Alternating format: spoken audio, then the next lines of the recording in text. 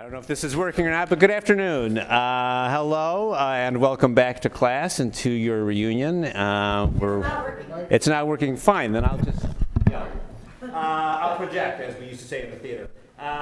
Welcome back to the farm, and I hope you're enjoying a wonderful reunion weekend. I am Wolf Kurtzman. I work for Stanford's Office of Development. I'm responsible for the states from New Mexico to Georgia, so if you happen to live in one of those states, introduce yourself to me, please. I'm also a proud alumnus of the Stanford Law School and celebrated my 40th reunion last year, so if you're here with the law school celebrating reunion, welcome back. We're delighted that you're here.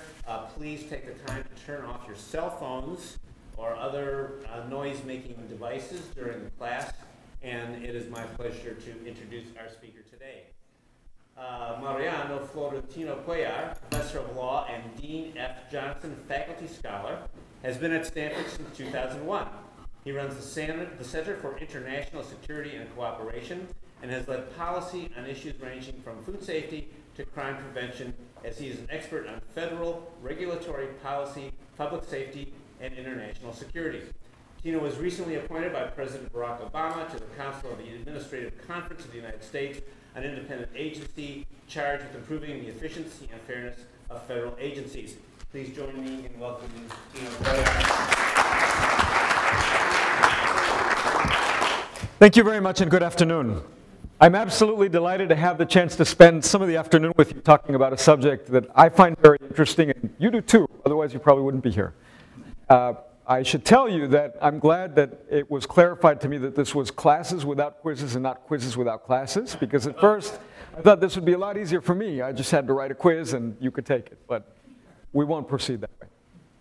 How many of you remember the first time you voted? The first time you voted, and probably the first time you voted in a presidential election. I remember like it was yesterday. I got a paper cut. I remember feeling the ballot in my hands and feeling a sense of magic, a sense that I was connected to something much vaster than myself. And really, I think it was the first time that I began to feel like democracy actually meant something that I could touch. I could touch the ballot, I could feel the paper cut, and it struck me right then and there that sometime in the future I hoped that I would have a chance to understand a little bit more something that is a little bit almost alchemical, the sense of how we elect somebody who is sitting in the Oval Office, who makes choices on behalf of all of us, who has the burden of representing hundreds of millions of people. What I want to do over the next half hour or so, before I open it up to questions, is something very simple. I want to back into talking to you about what the executive branch of the United States looks like in the 21st century. But I want to get there by a circuitous route, because as I thought about having this conversation with you today, it struck me that I couldn't really have the conversation I wanted to about the executive in the 21st century if I didn't start in the 20th century. In fact, if I didn't start even earlier. If I didn't spend some time explaining a little bit, how does the presidency work? What have we learned about the history of the presidency over the last 100, 150 years or longer? And that in turn takes a little bit of discussion about the context in which a president operates. So what I'm going to do is to give you a little bit of that context. Then I'm going to tell you three stories, essentially, about presidential administrations. And I emphasize that what I will share with you will involve probably going over some facts that you've heard about, that you've known, that you've reflected on, that you've maybe lived through, but also maybe giving a slightly different angle, maybe suggesting that there are aspects of the presidency and of the executive branch that are sometimes not so obvious unless you start thinking about it more carefully. And in the end, I'll try to bring it back and suggest some very tentative observations about what is happening with the executive branch in the 21st century. And as I think you'll see, one of the takeaways is that the 21st century is very, very different, but it's not. So with that, I'm going to acknowledge that thinking about the executive branch makes you potentially laugh or cry, and that's why I'm going to start this discussion by showing you a picture of a baby. This is a picture of a baby born in the 1800s. That baby was born into a world with no International Monetary Fund, no World Bank, no Environmental Protection Agency, no Cold War, no nuclear weapons. But that baby was born into an economy, an American economy, that would have given the IMF or the World Bank pause if they existed. was an economy of much macroeconomic instability, and the country faced an uncertain future. The country faced geostrategic threats. It faced internal concerns about its future. It faced the challenge of territorial expansion. It faced immigration issues that raised questions about where was the country going and who was the country. This is a baby born in 2009. So the difference suggests to you, for one, obviously that America is always changing demographically. But it also underscores how much has changed in the world that the baby is being born into. The baby is being born into a world of extraordinary scientific progress relative to the 1800s, of much longer life expectancies, of access to personal technologies that we carry in our pockets that would have had to take up this entire room maybe just 30 or 40 years ago. But one thing that I'll come to that is very important to our conversation about the presidency is that in one respect, the world and the country that this baby is being born into is exactly the same as the world that the 1800s baby was being born into, and that's that the US Constitution still applies. And I'll say more about that in a second, but I do want to underscore this point about just how much has changed in the world. So the life expectancy of that baby was about 39 years. The life expectancy of this baby is about 82 years. Science, technology, international politics, domestic politics, continually changing. I want to show you a different picture that helps tell that story. You can't see all the details here, but you can see that if you look at the yellow, it stays flat for a while. So those are about the first 35 years of the 1800s, and then you see that balloon going up, almost inexorably forward. And what you have here is a graph of the United States relative to other countries when we plot income per person, GDP per capita, basically how wealthy is each individual on average in the country, and what is the life expectancy. So for the first 40 or so years of the 1800s, what you see is wealth rising, but life expectancy staying essentially the same. And then eventually you begin to see dramatic increases in health and wealth. This is just one way of showing you data that tells the story of how America is a pretty unique country. It's not the only country that has made this dramatic increase, but it is absolutely the only country of its size, the only country of its population that has managed to get the level of wealth and health that it has. And I would argue that if you combine that discussion of the country's health and wealth with the national defense expenditures we have, tell a story about the role of this country in the world, and with the history of our country, which for a variety of reasons gives us, at least in theory, a claim to shaping the discourse around the world about what democracy means, what the rule of law means, then you start to get a sense of the extraordinary global influence that this country has. And that global influence, that degree of power, underscores the special role of the American executive.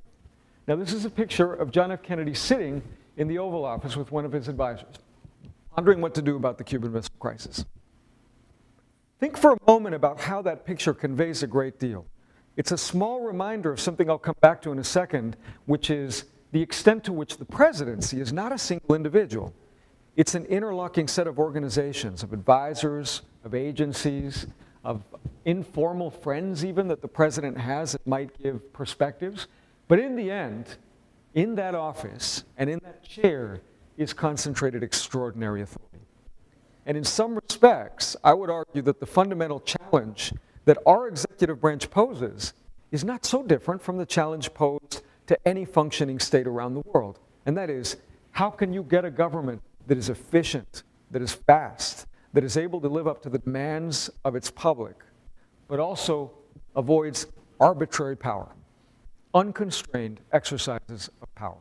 And when you think about the person sitting in the Oval Office, by custom and to some degree by law, that person can send troops abroad, can affect the lives of hundreds of thousands of young Americans, can change the discussion about policy priorities for millions of Americans, and shape what happens in small villages around the world. But we also ask ourselves, how do we live in a world where that person is not entirely unconstrained? How do we limit the authority that that individual has? Surely part of the answer is the US Constitution. What unites to some degree that baby born in the 1800s and that baby born in 2009. This text from Article 2 of the Constitution is probably not unfamiliar to you. You've probably heard this in some form. the executive power, the notion of that power being vested in an office, the President of the United States. These are important words. There are hundreds of cases over the course of our history that try to make sense to some degree of how those words end up affecting the day-to-day operations of the government.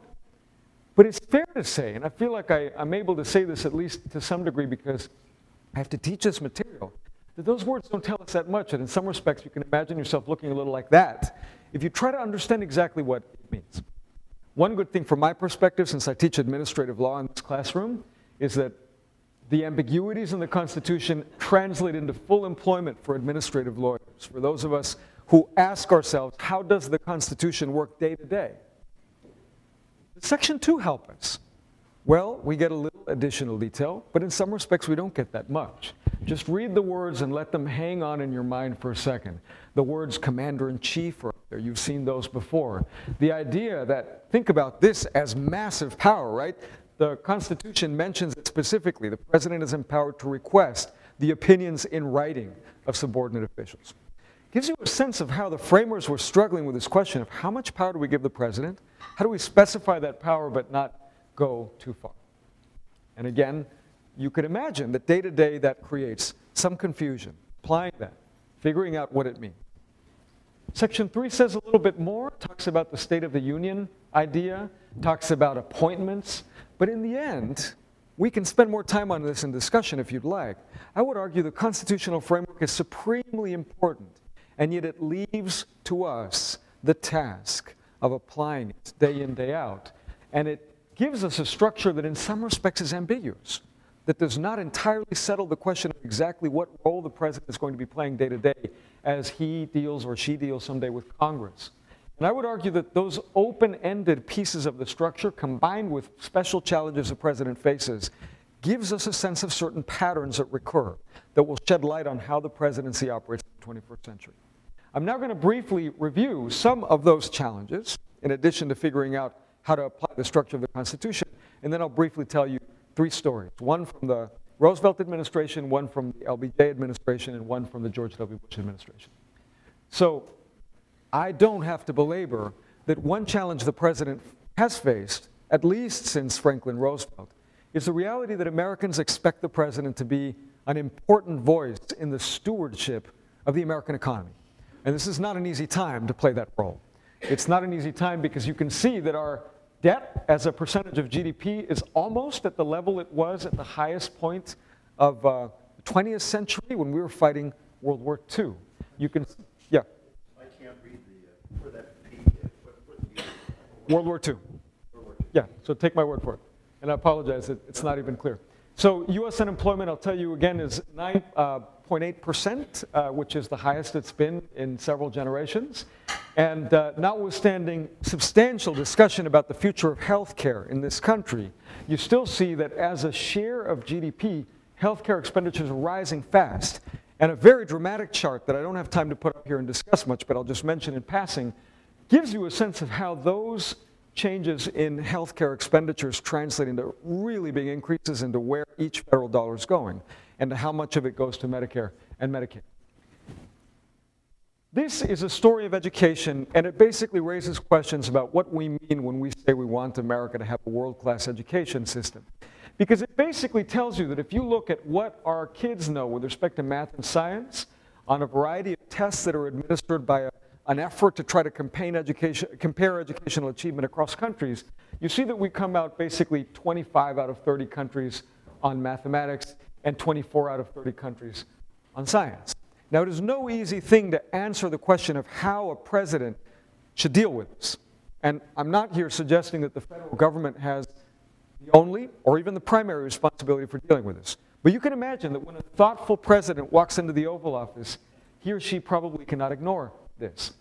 And I can talk about the country's expectations with respect to our security, about how much we ought to be concerned about nuclear proliferation, despite the fact that nuclear issues really are not on the front page so often, or about how the extent to which America expects to play a role in the global system might be driven by rising hunger, notwithstanding targets that had been set by the World Food Program and the Food and Agriculture Organization of the UN to lower hunger dramatically by now. But instead, as you can see, it's increasing. All this happens in an environment where a president has to worry about organizational challenges. This is the Eisenhower Executive Office building. It's where most of the White House staff works. About 1,000 people work in that building. And they're only the barest fraction of an incredibly vast federal government. Figuring out what the relationship should be day to day between the White House and that federal government is a huge challenge.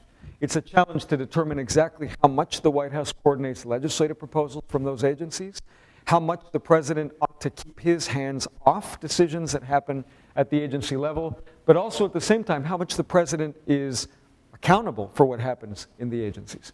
Let me show you another picture that's interesting. What I have here on your left is a number of government employees in the United States, going back to about the 1940s. And what's interesting here is that if you look closely, you'll find that the red line at the bottom, which is civilian employment in the US government, has actually stayed relatively flat. And what's more, if you look at citizens per government employee, and look at the federal government, you see that actually the number of citizens per employee has been rising. That means that for all the discussion of how vast the federal government is, two things are actually true. One is, yes, it is absolutely vast, huge. But it's actually getting smaller relative to the population. And that's a two-edged challenge for a president, because on the one hand, it means you have a vast federal government to try to understand and manage. But it also means that in some respects, you have to do more with less. And maybe that's a good thing. The first time I ever walked into the Roosevelt Presidential Library outside of Poughkeepsie, New York, I was there doing research for an article that's now turning into a book. And after about 3 hours, I came across a note. And this is the first time I'd actually seen a note that had Roosevelt's handwriting on it. And I just can't tell you what an effect that had. It just made me feel like I was transported into the past. And almost for a moment, just for a moment, I could just hear, ever so briefly, his thoughts. And I want to just set up the discussion, brief discussion of the Roosevelt administration by underscoring the challenges that he faced when he walked into the Oval Office. And walking was difficult for him, as you know. But he walked into an Oval Office where he faced an utter crisis of depression, of economic inactivity, and of people having lost faith not only in banks and not only in their government, but really in each other to some degree. He also faced a considerable degree of domestic resistance as he strategized with his advisors about what to do, how to deal with that problem. He faced a country that had become skeptical of the federal government in echoes of the 21st century, a government that did not necessarily know how to use the authority that Congress had given it, a Congress that was not entirely certain how much faith to put in the president. But soon after taking office, not only did Roosevelt have to confront that challenge, he also had to confront the challenge of a world that increasingly made demands on America with respect to security, and a public that was very skeptical about a vigorous American role in the world, particularly given that the economic challenges were long unresolved. And the third crisis that Roosevelt faced, just as all these other dramas were playing out, was a question of how the government could work together, and in particular, how the Supreme Court of the United States and the courts would relate to the executive branch. So the familiar ultimate decision of Roosevelt to challenge the Supreme Court by trying to enlarge it is only, as you will see, one piece of the puzzle of how this tension played out. Here's Franklin Roosevelt preparing for what came to be known as a fireside chat. Now, I want to just underscore for a moment how this picture tells you how much the presidency evolves in relation to technology.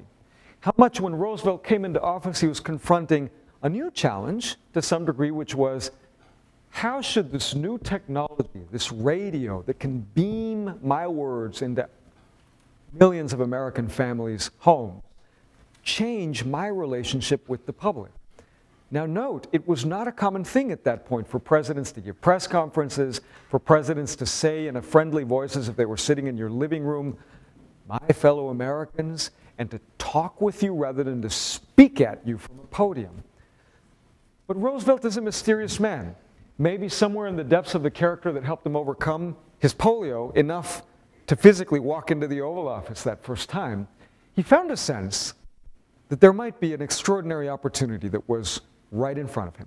And sure enough, part of what his legacy is today is to have redefined to some degree, for better, maybe in some ways for worse, the relationship between the public and the president. That turned out to be crucial because what Roosevelt had in mind was not only to solve the immediate problems confronting the country, the crisis of confidence in the banks, for example.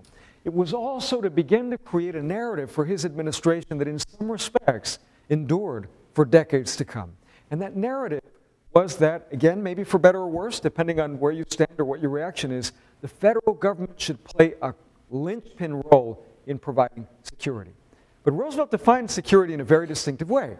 It was a concept of security that cut across World War II and the role of America in the world, civil defense, public health, education, social security, risk regulation.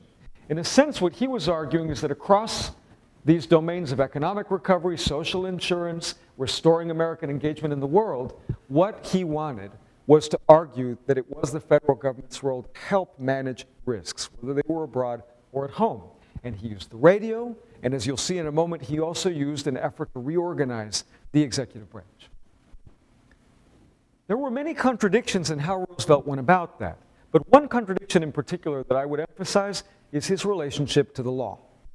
And what I mean by that is that Roosevelt's administration had plenty of lawyers. Some of them had even gone to Harvard Law School. Maybe they would have acted differently if they'd gone to Stanford. But those lawyers worked very hard to recognize that when the Supreme Court ruled on the constitutionality of a federal agency, that created a problem for the administration, and they had to try to find a way to deal with that. They respected those decisions at some basic level.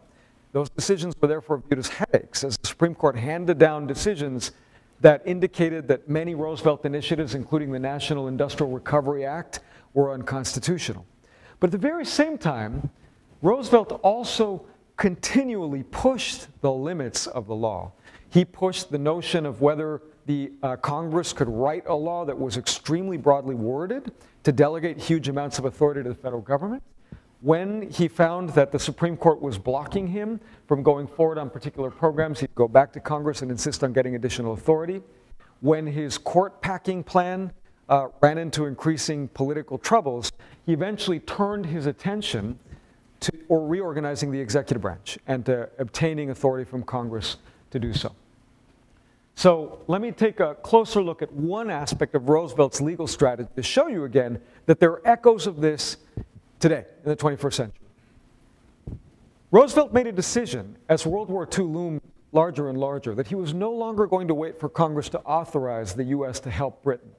Roosevelt felt that an ally in need deserved the country's attention, and he moved forward with an effort to trade bases, American bases that could be set up in Europe and in other parts of the British Empire, for destroyers that the British government desperately needed. But there was a problem. The problem was that Congress had not explicitly authorized that. So Roosevelt used a tactic that has increasingly become familiar, which I will describe as aggressive statutory interpretation. His Attorney General, Robert Jackson, an important name because he was later on the Supreme Court, issued an opinion explaining that Roosevelt had an amalgam of executive authority from all the many laws that had been passed by Congress, plus inherent constitutional authority to do these things that were necessary to protect the country's security in a time of need. Now, lest you think that that was the only instance where Roosevelt did this, I want to show you this picture. This is the picture of the North American Aviation Plant in Inglewood, California. This was the site of a terrible labor dispute where labor and management violated an informal agreement that they had made with the Roosevelt administration, which could be reduced to two phrases: no strikes and no lockouts. Please, we're about to be at war. Don't do this. Nonetheless, labor conflict overtook the plant, and Roosevelt sent in federal troops to deal with the problem and to seize the plant. So some years later, when the steel seizure case was going up to the Supreme Court and involved Harry Truman's effort to seize the steel mill, it's important to note that that action that Harry Truman was engaging in was not entirely unprecedented. And guess what? The plot thickens. Robert Jackson, who was a crucial swing vote in the Supreme Court on that steel seizure case, was at the time the Attorney General and wrote, again, an elaborate opinion saying the president has an amalgam of statutory authority to do this, even if we're not going to exactly tell you what the statute actually is. The final point I want to make about Roosevelt has to do with the way he helped reorganize the government. So as he faced this looming conflict of war, he probably realized that some of the domestic achievements that he so cared about were at risk. And in order to try to deal with that, and in order to try to deal with the basic narrative that security really cut across domestic and international contexts, he finally pried loose from Congress a limited degree of authority to reorganize the federal government. He then created what can best be described as a super agency known as the Federal Security Agency that combines civil defense responsibilities, scientific research, education policy, social security, employment placement services, and other labor issues, and on down the line. And that agency, when he created, you can see here the headline, President decrees 3 big offices and centralizing 21, he justified to America and to the world as an effort to make the country stronger for war. So it's an example of how Roosevelt constantly looked for win-win-win situations where he could effectively protect his domestic programs by creating new layers of political appointees that would help the White House manage these agencies, but also that would give him an opportunity to talk again to the nation about how there was a need to prepare for war. Over time, Roosevelt's legacy continued. Here's the headline, Roosevelt passes away. He helped the country weather an economic crisis. Historians argue to this day about how necessary and how critical and how fundamentally important Roosevelt's actions were. But it can't be denied that Roosevelt certainly jolted the country and the Congress and helped restore confidence at a crucial point. It also can't be denied that the federal government looked very different by the time Roosevelt finished his administration. It was much more heavily involved in this notion of helping to manage risk, and that agency that he created, the Federal Security Agency, which you've probably never heard of, lives on today as the Department of Health and Human Services. I also want to note some ways in which Roosevelt's presidency foreshadows the challenges of the 21st century executive branch. There's the issue of crises of governance, the questions about the role of the White House in the governing scheme. There's the question of the president's role relative to the public as changing technologies redefine that relationship. There's the issue of how domestic issues and international issues blur, and this notion of aggressive legal interpretations, particularly for cases that are unlikely to actually be heard in court because there are standing problems, continues to echo today.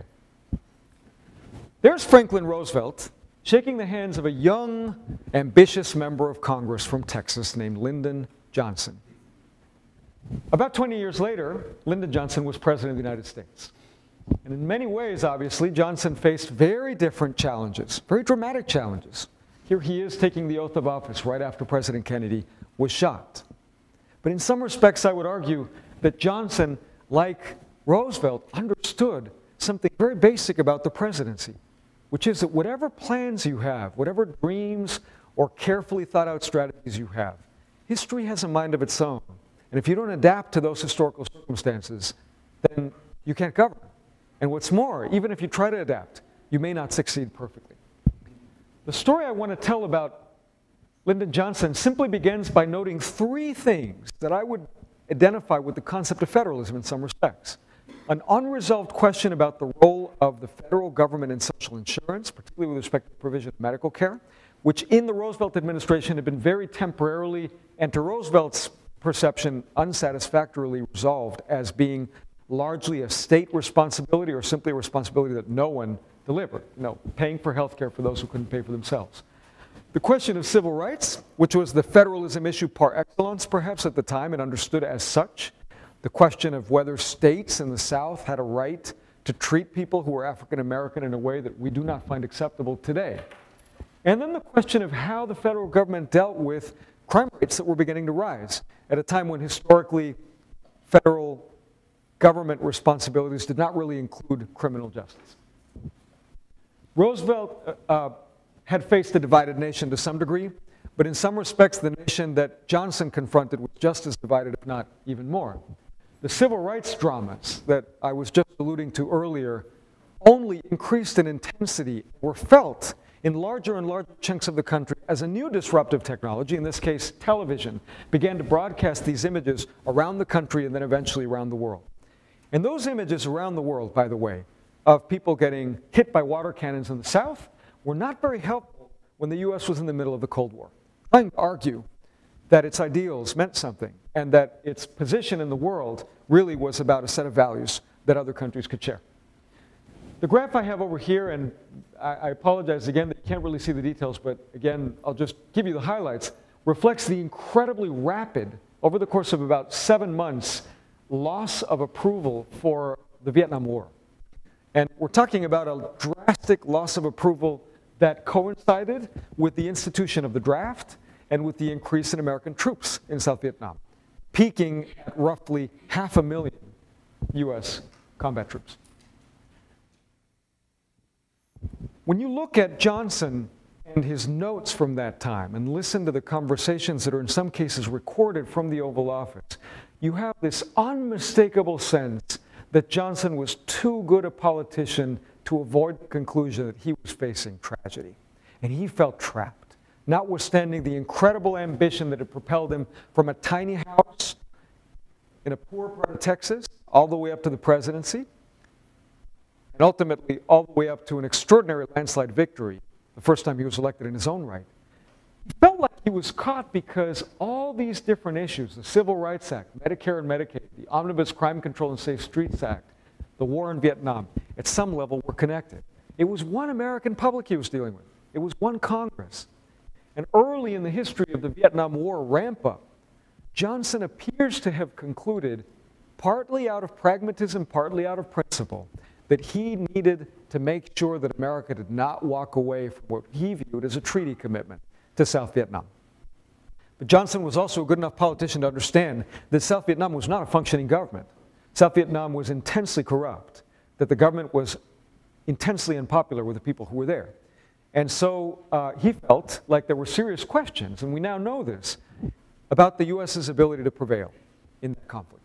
And yet, he also felt like he would not allow on his watch the US to walk back from those commitments. And he also felt that if he did, it would be that much harder for him to convince the country to go along with him on what was an extraordinarily ambitious domestic agenda.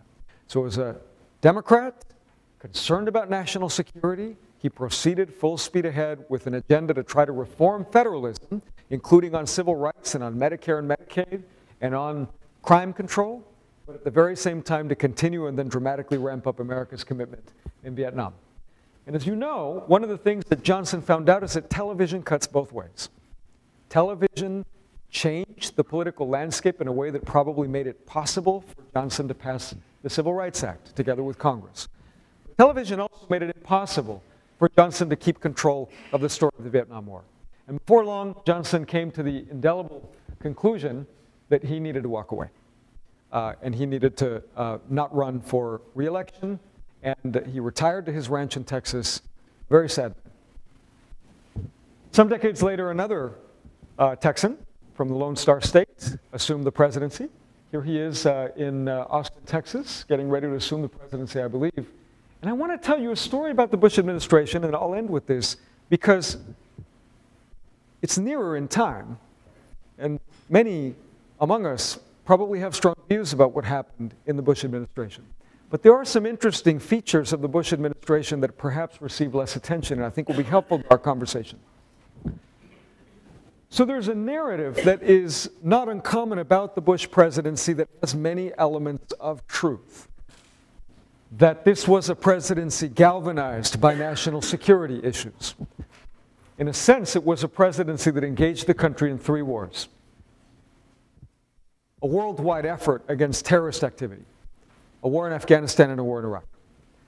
That it was a presidency that therefore made a variety of trade-offs to prioritize security, sometimes economic trade-offs, sometimes trade-offs with respect to protections and procedures and privacy. And that it was a presidency that was fundamentally polarizing, that reflected an approach to governing that was not one that was bipartisan. I want to suggest to you that the story is actually a little more complicated in some ways. So let's take a closer look. One of Bush's biggest policy victories is a law known as No Child Left Behind. It has the unwieldy acronym of NCLB. No Child Left Behind was negotiated by the Bush White House with George Miller, a Democrat in the House, and the late Ted Kennedy in the Senate. It was fundamentally and dramatically bipartisan. It passed in the Senate 91-8, in the House 384-45. Among other things, it coincided with eventually a $100 billion increase in the role in actually federal education. I want to check that figure because my research assistant came up with it, but I think that there may be a slight nuance with respect to how quickly that increase happened. But the point I want to make here ultimately is that this was a bipartisan compromise that reflected a philosophy that found support among Republicans and Democrats. And the philosophy goes like this. There should be a limited but important role for the federal government in education. That limited role should be to promote flexibility, to promote accountability, to help school districts and states that need the help, to help kids that need the help. But at the end of the day, to support effective teaching and push school districts and states in the direction of accountability, of making sure they understand they need to perform for our kids.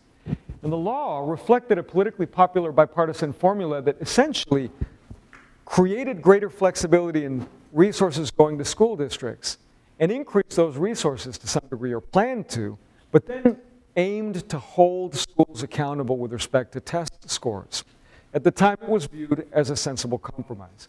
In a minute, I'll return to note that there are some complexities and difficulties in how this law has been implemented, and today there are a number of critics. But it's important to note that when Bush ran as a compassionate conservative, when he ran on the agenda of bringing people together, it's actually wrong to say that he never did that. He did do that in some cases. There were other cases in which, of course, his choices ended up creating a great deal of controversy. On the security side, President Bush obviously treated the safety, the security of Americans as a huge priority for his administration. But again, here there are nuances. This is the National Institutes of Health, a place where we do a lot of research on chemicals and how they affect American health. The EPA, before 9/11, was concerned about one specific aspect of chemical safety, and that's the concern of what happens if a terrorist blows up a chemical facility. What happens if in densely populated areas of the country like New Jersey, where chemical facilities are not far from large chunks of the population, one of those facilities is blown up by a terrorist.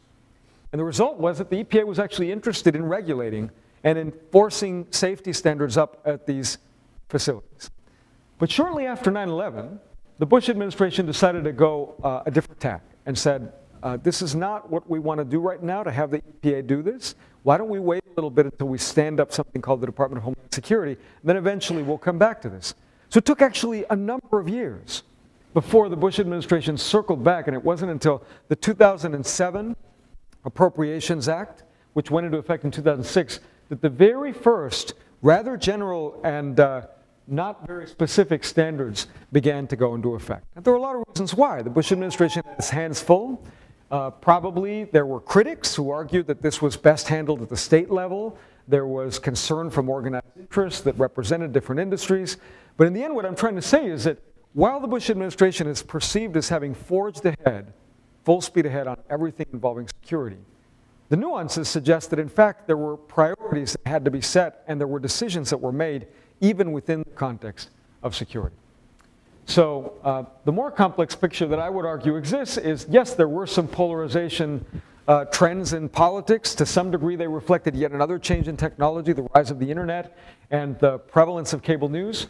But there were bipartisan domestic political changes. There was a security agenda that was tempered by pluralist politics. And there were pervasive challenges in implementing everything. So I'll briefly give you some highlights of what to take away from these different stories, and then we can open it up for questions. The first thing I want to say is that while we tend to think about the presidency in terms of concrete administrations, many of the challenges I've discussed actually cut across administrations.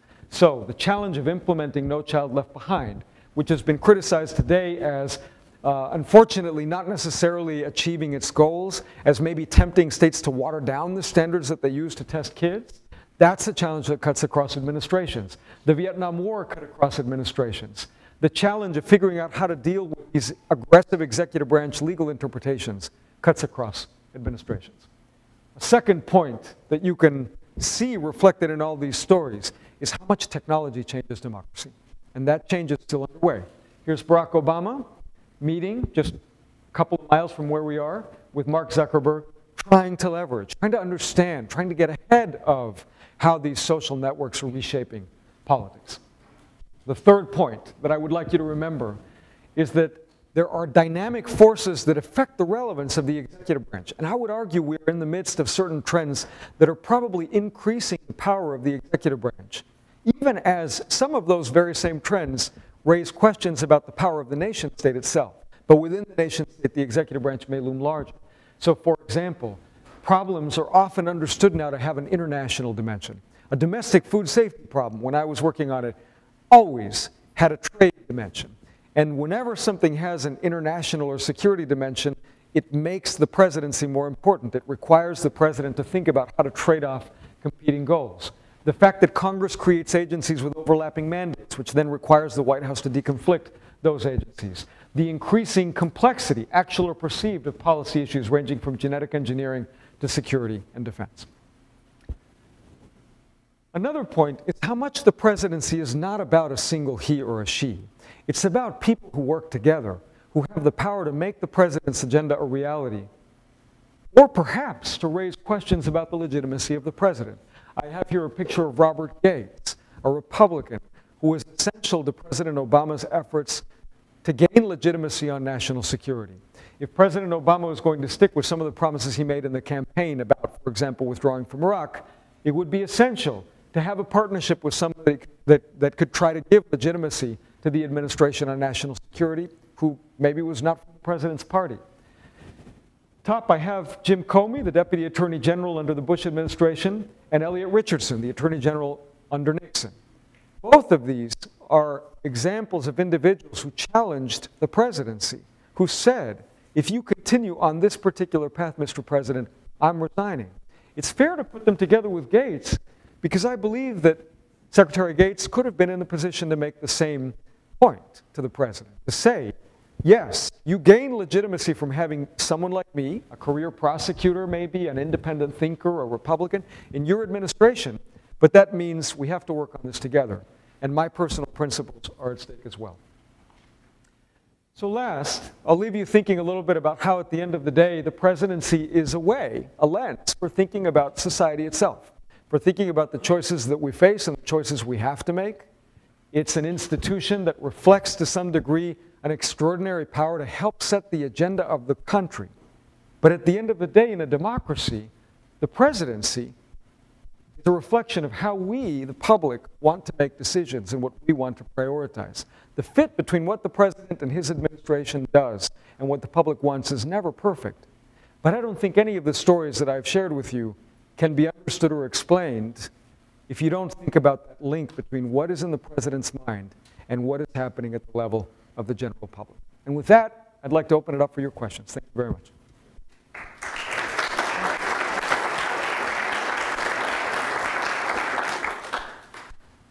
Who wants to start? Okay, if democracy depends upon an educated and involved citizen, and in some major parts of this country, that doesn't happen, and education is decreasing rather than increasing, what do you see for the future of elections and public power? It can be dominated, if you will, by some ideological groups. So the question is about the future of elections in a world where education is not something we can take for granted, and where, in particular in our country, it doesn't always work nearly as well as we expect, hope, or would want.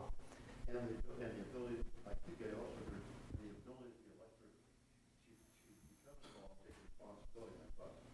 What that implicitly what you said. And the ability of the electorate to take responsibility for the choices that it makes. Yeah, but we have a lot of people who don't.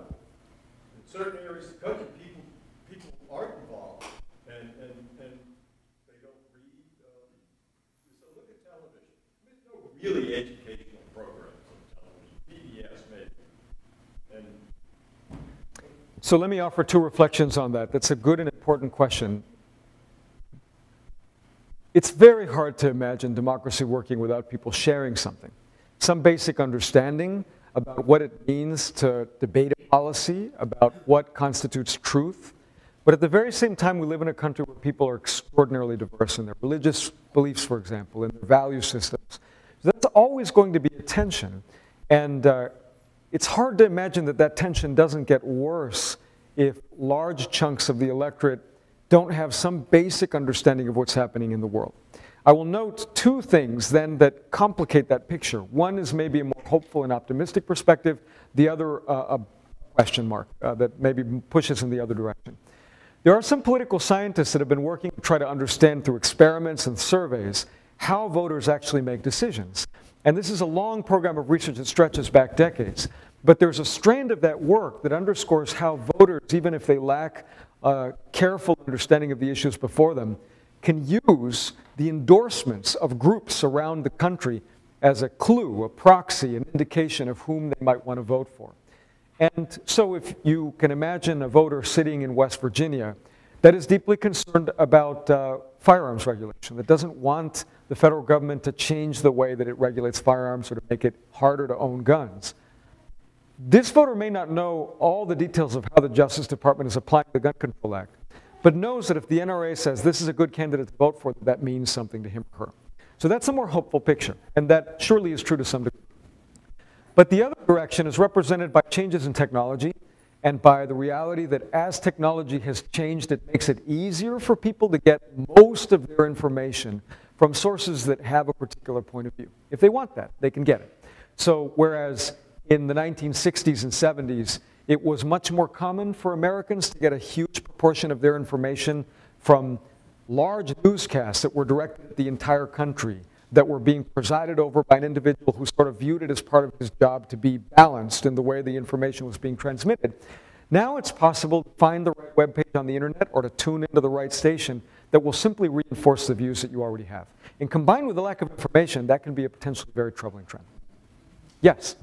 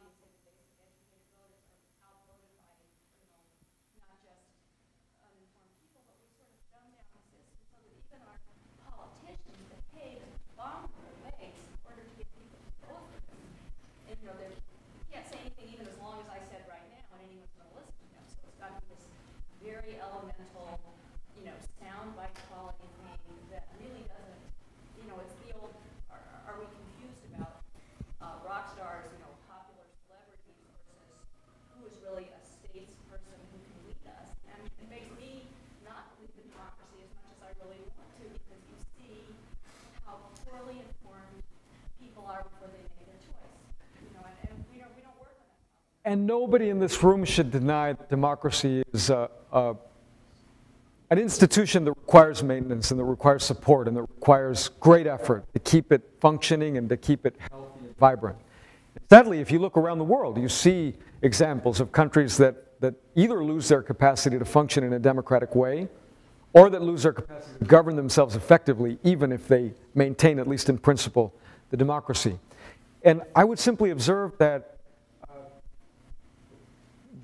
there is no easy way of solving the problem of having incredibly complicated, technically sophisticated decisions that are difficult even for a well-informed layperson to follow with the ambition of mass democracy. And that entails, I think, on a great many Americans, really on all of us, some level of responsibility.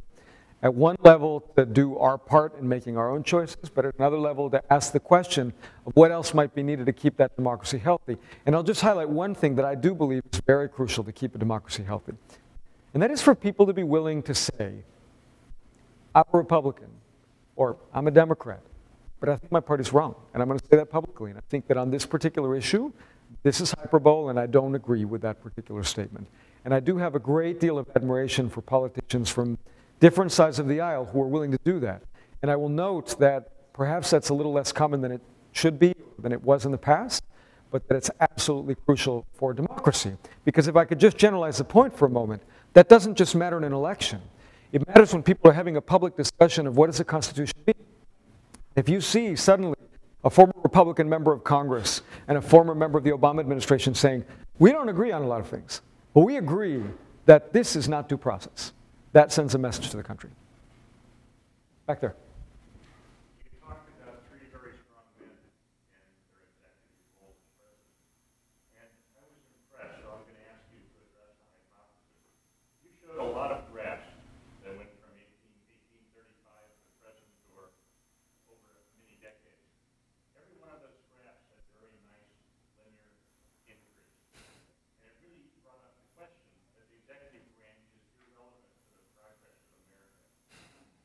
We didn't see a large change in the life expectancy during the 30s, a large change in life expectancy during the 60s. All of those graphs continued to increase that you showed us. I was very impressed by that. Could you address the hypothesis that the executive branch really isn't so relevant as we think it is now? A few weeks ago, I was having a meeting with a gentleman who works in the private sector. I often find it very useful to get out of academia and out of government and talk to people who are in other parts of the world, so to speak. And I see a lot of that represented in this room, which I appreciate.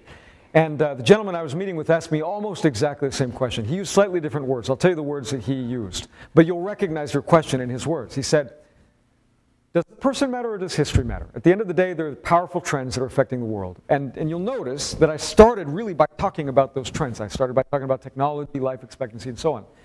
So what then is left for a person to do? And what I answered to him and what I'll share with you is essentially a series of imponderables that I think reduce to one basic point, which is history is a powerful river. But the course of that river in small and yet important ways can change and does change. How we navigate that river. Now I'm getting to the point where my metaphors are beginning to run out. But what I mean is, outcomes, this is at least what I felt when I was asking myself that question inside government. And what I felt in the end is that what history does is it attaches a certain probability to certain outcomes. It says there might be an 80% chance that there's going to be a recession, or there might be a 20% chance that this particular piece of legislation is going to pass. And those probabilities can change in material ways at the margin by the choices that are made by these particular folks. So to go back to the graphs, you will notice that, yes, indeed, it looks like a linear increase. If I zoom in over 10 or 20 years, you're going to see a more jagged pattern. If I zoom in on the unemployment graph, you see an even more irregular pattern. And of course, it's also true that not all of that variation is driven by individual choices. But in the end, I think the choice really comes down to what I had in the last slide here, which is it's about shaping the national agenda. And when you do that, the only thing we're really changing maybe is the probability that one policy will be enacted over another. That in turn will have a probability of affecting the outcomes of the world. But people do have different worldviews, and I do think they stick sometimes. Good question. Yes, sir. Staying on the topic of individual choice by the president, you gave some very powerful examples like destroyers and bases.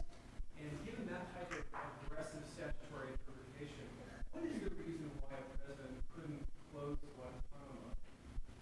Was it really that the Congress didn't appropriate the money, or was there actually a statutory reason why, given the management powers, you couldn't take an action like that? Excellent question. So there are really two questions, if I could disaggregate them. One is, what might drive the kind of choice that a president makes about whether Guantanamo should stay open? Particularly, if I could add some nuance, if this happens to be a president who promised to close Guantanamo in the campaign and who signed an executive order, essentially on his first full day in office, promising to close Guantanamo. And I would note on that front that a president is surely going to be influenced by the commitments that he makes to the public. And I've certainly seen evidence of this in different presidencies, that presidents care about the commitments that they make. But that could perhaps only be one consideration. Another consideration might be, what exactly does the American public think now about that? And am I facing a situation where 60 or 70% of the American public feel like this is actually the wrong choice now? So how much should I stick to my commitment in the face of now intense and growing public opposition? A second choice, to echo Lyndon Johnson for a moment, is what is the connection between my effort to close Guantanamo and my desire to achieve financial regulatory reform, or healthcare reform, or to reform education in a way that is lasting? And in the end, it's the same members of Congress, and it's one pot of political capital at some level. And the notion of political capital is, of course, a metaphor, but there is a sort of accounting. Where do you push? And in the end, if your decision as president is, I want to push maximally on everything at the same time now, that does entail a certain choice about how effective and relevant you're going to be. I think those are among the hardest, most painful choices, particularly because a question like, should Guantanamo be open? What happens in Guantanamo? Is an important question of pragmatism and national security, but also a question of principle. The second part of your question is, what about the law? And here's where it gets complicated. And I hope one message that you take away from our discussion today is that in presidential power, the Constitution is constantly interacting with statutes that Congress passes. The ultimate decision in the Steele seizure case includes a concurring opinion that is very famous from Justice Jackson. The same Justice Jackson that was Attorney General and was writing the discussions to justify the Lend-Lease, not Lend-Lease, but the Destroy Bases arrangement, then wrote an incredibly influential framework for thinking about when the president has power. And what's important about that for our conversation today is that Justice Jackson says the president is operating in a different space when Congress has been silent versus when Congress has spoken about something. And there is an analogy between don't ask, don't tell, if you might recall the policy with respect to how to treat lesbian and gay and bisexual service members in the Clinton administration, and the Guantanamo issue under Obama. And the similarity is that in both of those cases, Congress acted. Congress actually passed a law and said, whatever else you might have been thinking you wanted to do, this is what we now want the policy to be.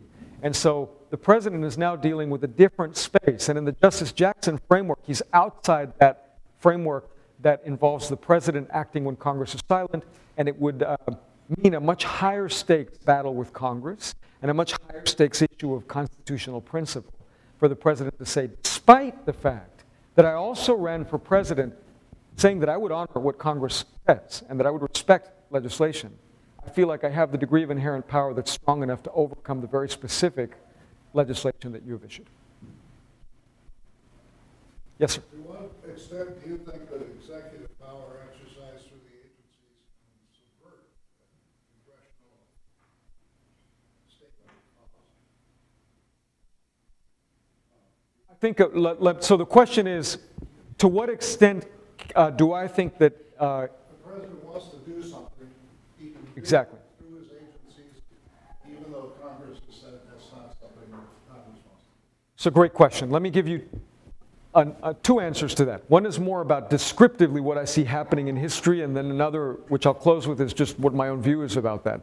So in history, you see presidents constantly finding ways to limit congressional influence. They do this in a variety of ways, by trying to appoint people who are going to be friendly to the administration, by trying to redefine the law, by issuing an interpretation of the law. And while that does have an effect, and sometimes requires Congress to come back and legislate again to be even more specific, there are limits to the president's power to do that. And I do find that there are many situations where the president says, actually, I really can't do this, even if I try to do it in a covert way.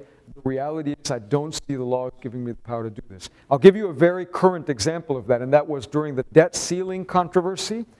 President Obama was urged by some to use constitutional authority that it was believed that he might have under the 14th Amendment to simply raise the debt ceiling, which in a sense is the situation you're describing. It's ordering the Treasury Department, you shall raise the debt ceiling. And the president looked at the cameras and said, I don't think I have that authority. I think I have to work out a deal with Congress.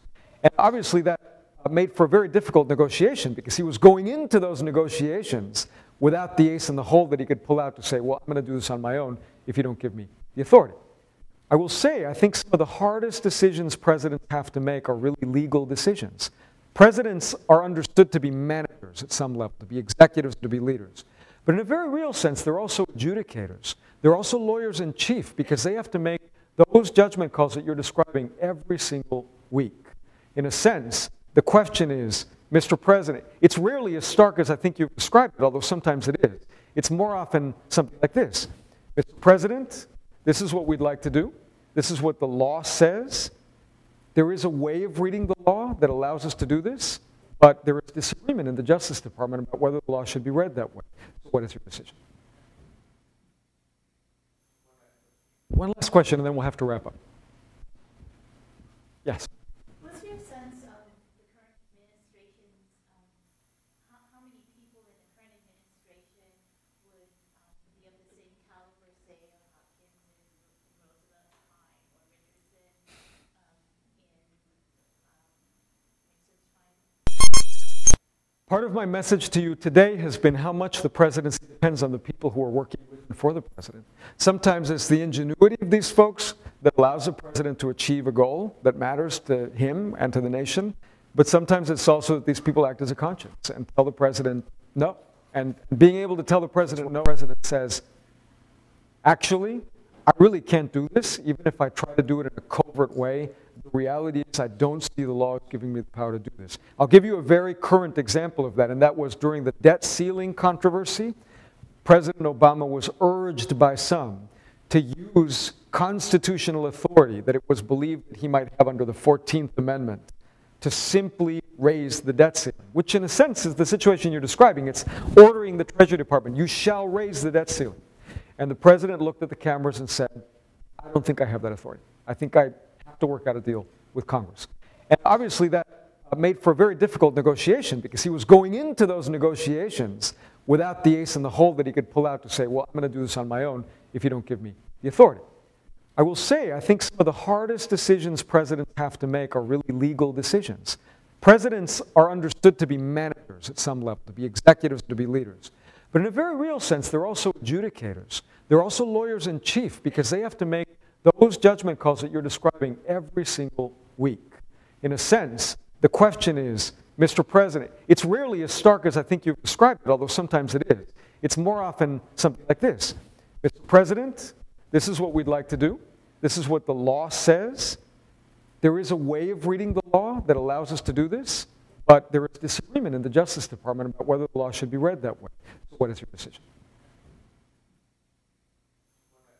One last question, and then we'll have to wrap up. Yes?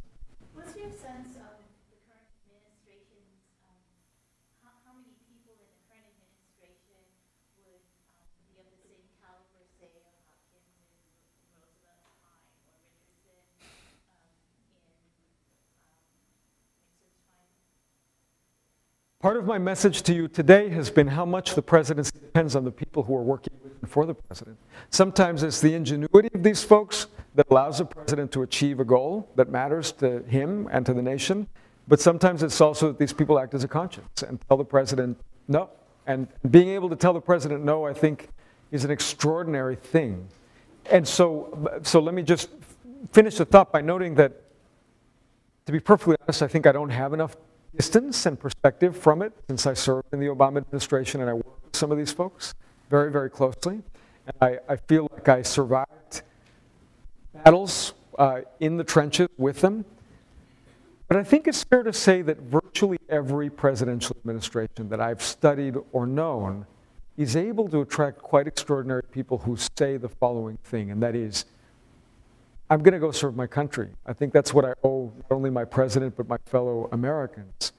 And I think the really hard choices come, even in the midst of people being willing to make personal sacrifice, in deciding what it means to serve the country, what it means when you're there to say, I want to make sure that I'm able to be loyal to my president, but also to recognize that I'm in this with a lot of other people, and that my ultimate goal is not just to serve a president or an administration, but to serve the American people. Thank you very much, all of you.